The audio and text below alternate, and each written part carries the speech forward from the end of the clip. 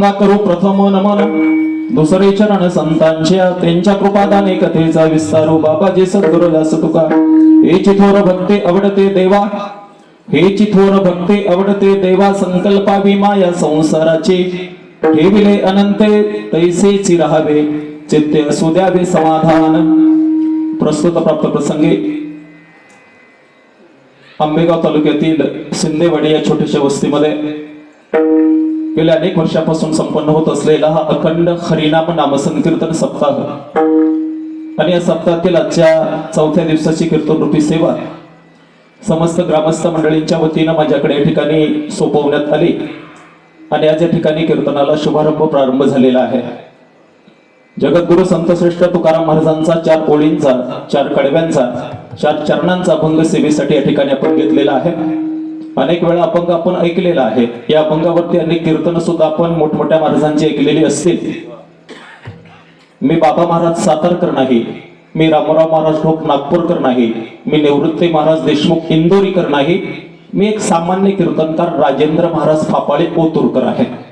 म्हणून माझ्या कीर्तनामध्ये बाबा महाराज सातारकरांची विद्वत्ता तुम्हाला ऐकायला मिळेलच असं नाही, ढोक महाराजांसारखं गायन ऐकायला मिळेलच असं नाही, निवृत्त महाराज देशमुखांसारखं समाज प्रबोधन कदाचित ऐकायला मिळेल असं नाही. पण माझ्या पद्धतीनं मला जे काय अभंगाच्या वतीने या ठिकाणी सांगण्याचा प्रयत्न मी करणार आहे. ज्ञानोबा तुकोबा जशी बुद्धी सद्बुद्धी देतील आणि माझ्या सत्सद विवेक बुद्धीला स्मरून कीर्तनामध्ये नेमकं काय सांगावं आणि काय सांगू नये याची आदर्श आचारसंहिता धर्म परंपरेने आपल्या समोर ठेवलेली आहे. आणि म्हणून त्या आदर्श आचारसंहितेचं पालन करून जगद्गुरु संतश्रेष्ठ तुकाराम महाराजांचा अभंग सोडवण्याचा प्रयत्न आपण या ठिकाणी करणार आहोत. विठाला विठाला.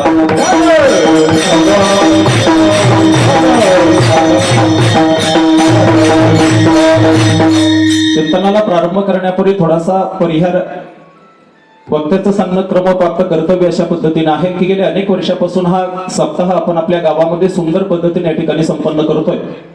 सुंदर अशी मंडप व्यवस्था या ठिकाणी आहे, सुंदर असे मृदंग पण या ठिकाणी आहेत. मला वाटतं त्यांची माझी 2-4 महिन्यापूर्वी कधीतरी कीर्तनामध्ये भेट झालेली होती. मला आठवत नाही नेमकं गाव. नारोडीमध्ये होते का तुम्ही? करेक्ट, नारोडीमध्ये तुम्हाला पाहिलेलं आहे.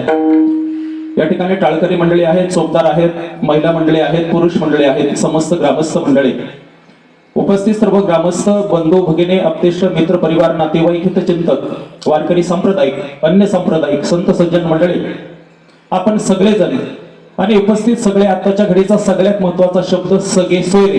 जर आपण बोलावलं असेल सगळे सोयऱ्यांना कीर्तन ऐकण्यासाठी, तीही मंडळी जर या ठिकाणी कीर्तन श्रवण करण्यासाठी आलेले असतील तर त्यांच्या चरणावरती प्रथमतः माझा सुंदर असा भाव या ठिकाणी ठेवतो आणि अभंगाच्या चिंतनाकडे या ठिकाणी वळतो. विठाला विठाला.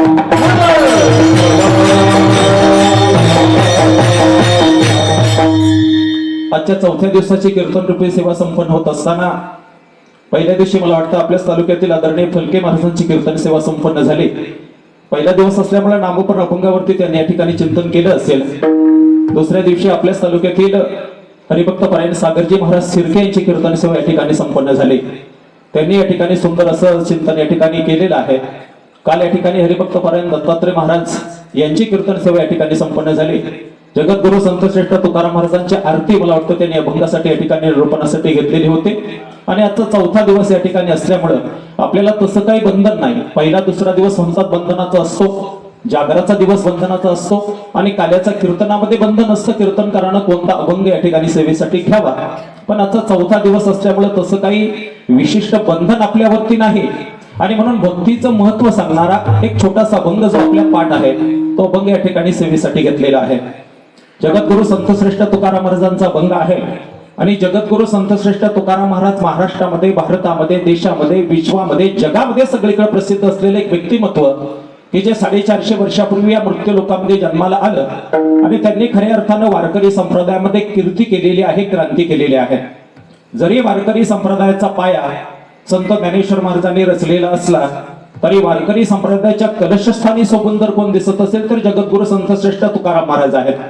आणि म्हणून माऊलींची ज्ञानेश्वरी आपल्या घरामध्ये असावीच आणि तुकोबांची गाथा सुद्धा आपल्या घरामध्ये असावी.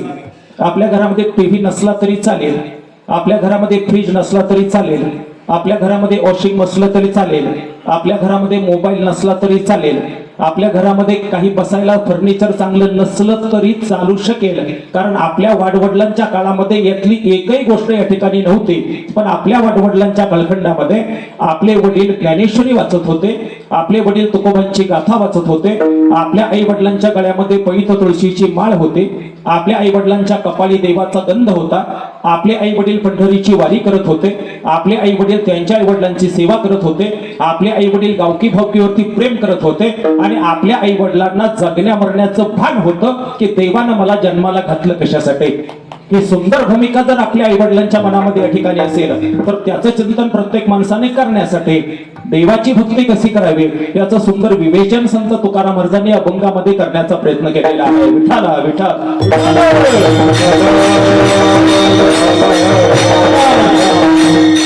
अभंगाचा सरळ अर्थ जर आपण समजून घ्यायचा ठरला तर हेची थोर भक्ती आवडते देवा संकल्पावी माया संसाराची. काय आवडतं देवाला तर भक्ती आवडते. कोणती भक्ती आवडते?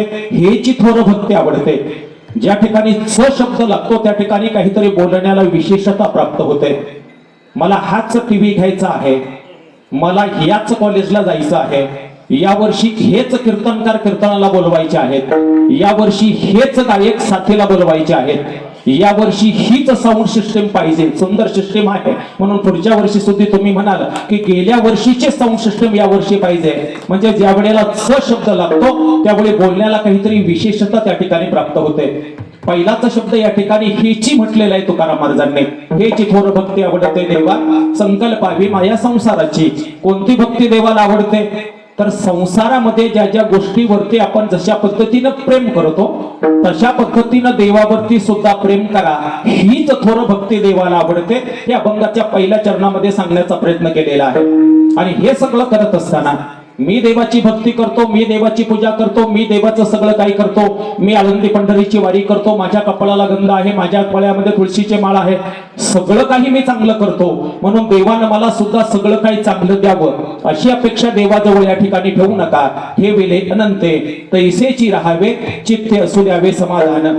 देव जशा परिस्थितीमध्ये आपल्याला ठेवील त्या परिस्थितीमध्ये आपण त्या ठिकाणी राहिलं पाहिजे. हे दुसऱ्या चरणामध्ये भाव तुकोबांनी या ठिकाणी व्यक्त केलेला आहे. आणि हे सगळं करून सुद्धा वाहिल्या उद्वेग दुःखाची केवळ भोग नेते फळ संचिताचे. तुम्ही सगळं देवाचं जरी चांगलं केलं तरी देवाच्या मनामध्ये जर वेगळ्या गोष्टी या ठिकाणी असतील, आपलं नशीब, आपलं दैव, आपलं संचित, आपलं प्रारब्ध, आपलं कपाळ, आपल्या कपाळामध्ये देवानं काही निश्चित केलेलं आहे त्यानुसार सगळ्या गोष्टी जर या ठिकाणी घडणार असतील तर आपल्या वाईट परिस्थितीमध्ये देवाला दोष देऊ नका, दैवाला दोष देऊ नका, धर्माला दोष देऊ नका, कर्माला दोष देऊ नका, शेजाऱ्यांना दोष देऊ नका, आई वडिलांना दोष देऊ नका, आपल्या स्वतःला सुद्धा दोष देऊ नका. सगळं काही देवावरती या ठिकाणी सोपवा. तुका म्हणे घालो तयावरी भार वाहू हा संसार देवा पायी. विठाला विठाला.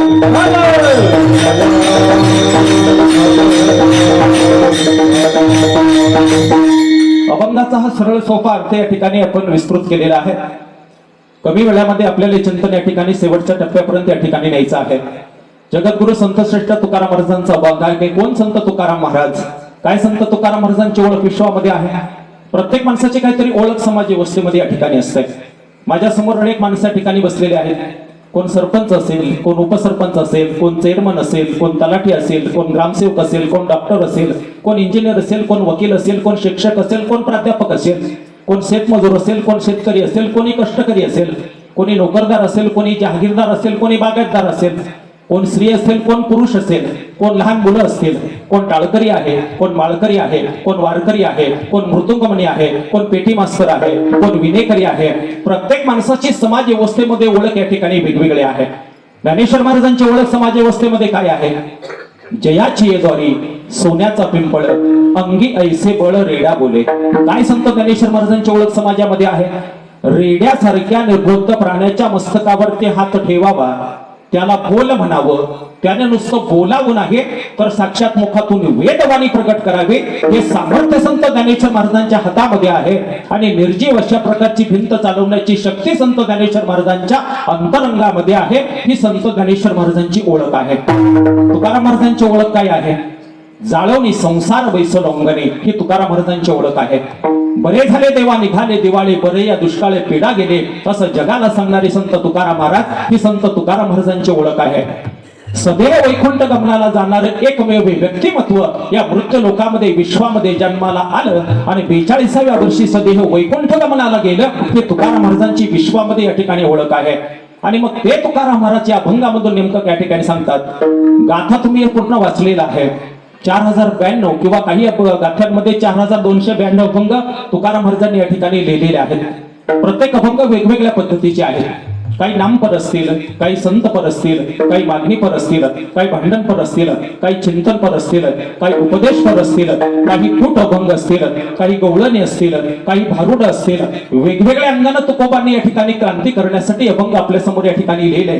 कशासाठी तुकोबांनी गाथा लिहिले, कशासाठी माऊलींनी ज्ञानेश्वरी लिहिले, याचं चिंतन सामान्य माणसाने या ठिकाणी करणं गरजेचं आहे.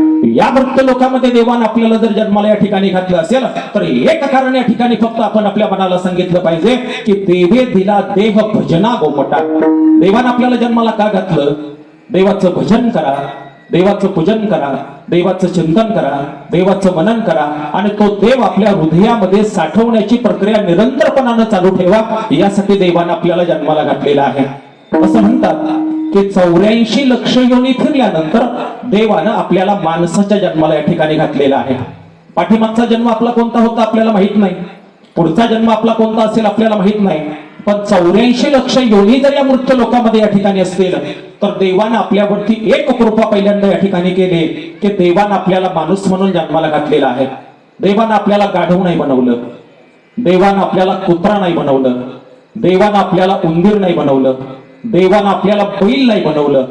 4 नावं मी तुम्हाला सांगितले, पण त्यांची विशेषता एकदा तुम्ही या ठिकाणी तपासून पहा. बैलाचं दर्शन घेतल्याशिवाय भगवान शंकराचं दर्शन आपल्याला घेता येत नाही. त्या बैलाला भले आपण नंदी म्हणतो, पण नंदीचं दर्शन पहिल्यांदा आहे आणि नंतर भगवान शंकराचं दर्शन आहे.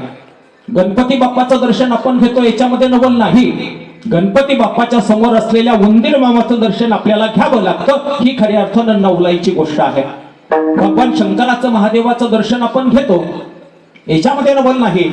भगवान शंकराच्या गळ्यामध्ये असलेल्या सर्पाची पूजा आपण करतो, याच्यामध्ये खऱ्या अर्थानं नवल आहे. संत एकनाथ महाराज आपल्याला माहिती आहेत, याच्यामध्ये नवल नाही. पण संत एकनाथ महाराजांनी ज्या गाढवाच्या मुखामध्ये पवित्र गंगेचं जल ओतलं आणि त्या गाढवामध्ये देव पाहिला, त्या गाढवाकडे पाहण्याची वृत्ती माणसाची बदलली पाहिजे, याच्यामध्ये खऱ्या अर्थानं नवलाईची गोष्ट आहे. मग जीवन जगत असताना या सगळ्या गोष्टी जर आपल्याला या ठिकाणी कळल्या असतील तर एक सुंदर वाक्य मी या ठिकाणी सांगून जाईल.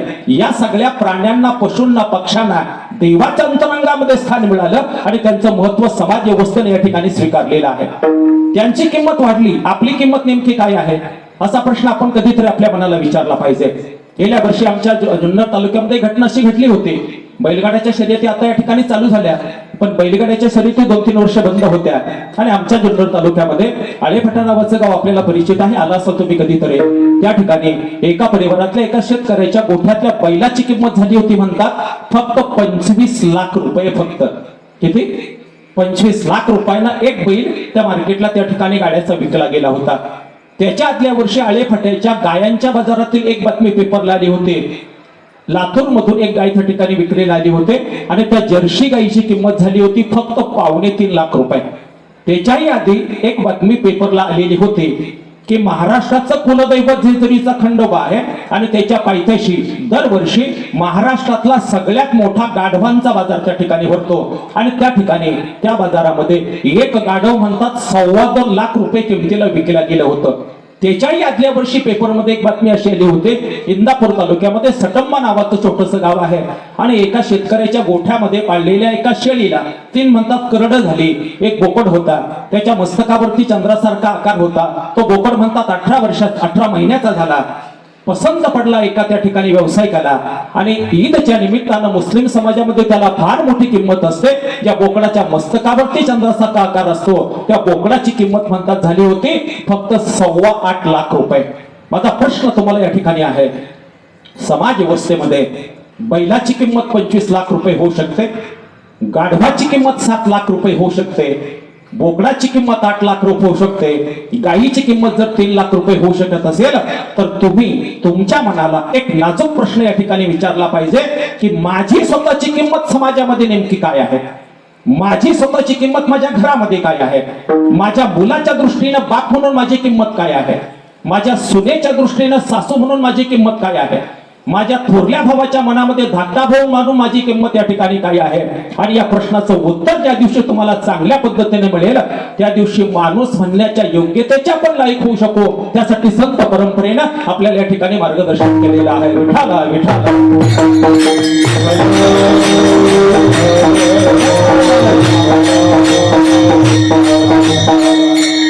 आणि म्हणून जीवन जगण्याचं मर्म ज्या दिवशी आपल्याला खऱ्या अर्थानं समजेल ना, ज्ञानोबा तुकोबांच्या महाराष्ट्रामध्ये आपला जन्म झाला हे आपलं सौभाग्य आहे. छत्रपती शिवाजी महाराजांनी सोन्याच्या फळानं जमीन नांगरली, त्या पुनवणीमध्ये आपला जन्म झाला हे दुसरं सौभाग्य आपलं आहे. जुन्नर आंबेगाव प्रांतामध्ये आपल्या या ठिकाणी जन्म झाला हे आपलं तिसरं सौभाग्य आहे. आणि सगळ्यात महत्वाचं, या मृत्यू लोकांमध्ये सगळ्यात बुद्धिवादी समजली जाणारी मनुष्य नावाची जात आहे, जमात आहे, त्या जमातीमध्ये आपला जन्म झाला हे आपलं खऱ्या अर्थानं सौभाग्य आहे.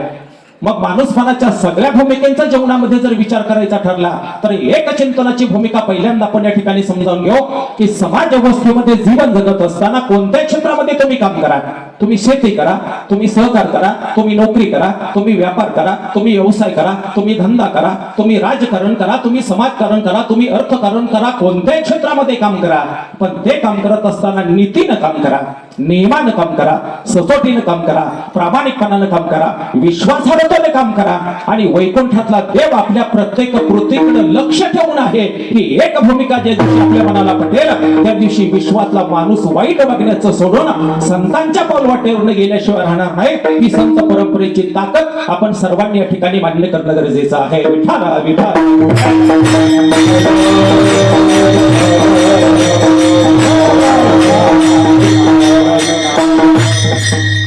आणि मग आपल्याला अभंगामध्ये प्रवेश या ठिकाणी करायचा आहे.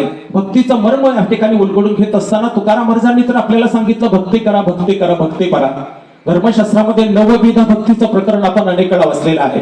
कीर्तन भक्ती आहे, अर्चन भक्ती आहे, सत्य भक्ती आहे, दास्य भक्ती आहे, वंदन भक्ती आहे, आत्मनिवेदन भक्ती आहे. असे भक्तीचे 9 प्रकार धर्मसंस्थेने किंवा संत परंपरेने आपल्या समोर या ठिकाणी ठेवलेले आहे. प्रत्येकाच्या मनातली भक्ती या ठिकाणी वेगवेगळी आहे. कोणाला वाटतं मंदिरामध्ये जाऊन देवाच्या चरणावरती डोकं ठेवल्याशिवाय त्यांना देवाचं दर्शन घेतलंय असं कधी वाटतच नाही.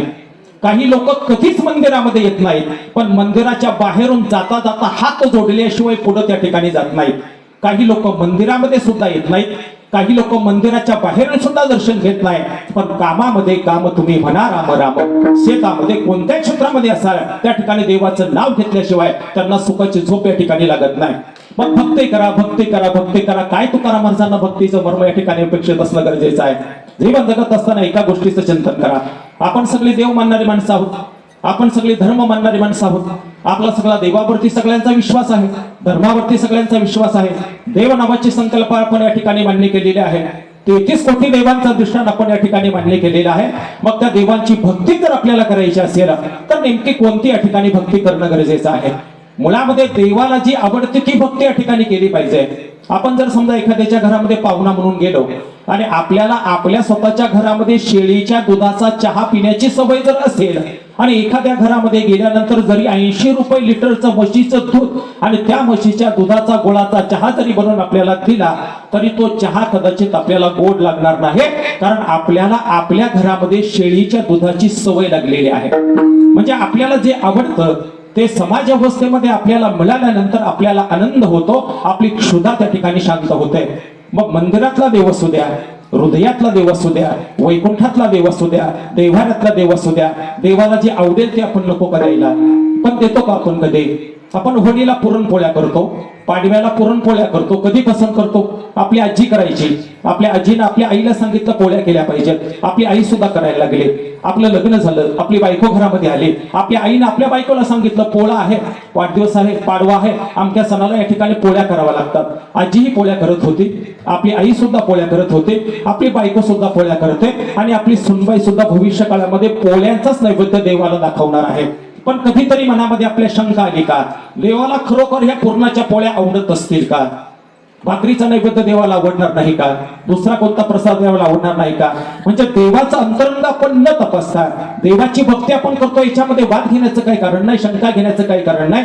पण देवाला जे लागतं ते या ठिकाणी दिल्यानंतर खऱ्या अर्थानं देव या ठिकाणी प्रसन्न होणार आहे. काय आवडतं देवाला? सोनं आवडतं का? नाही आवडत. रूपं आवडतं का? नाही आवडत. चांदी आवडते का? नाही आवडत. पैशाच्या राशी आवडतात का? नाही आवडतात. मग आवडतं तरी काय देवाला? आवडे देवासी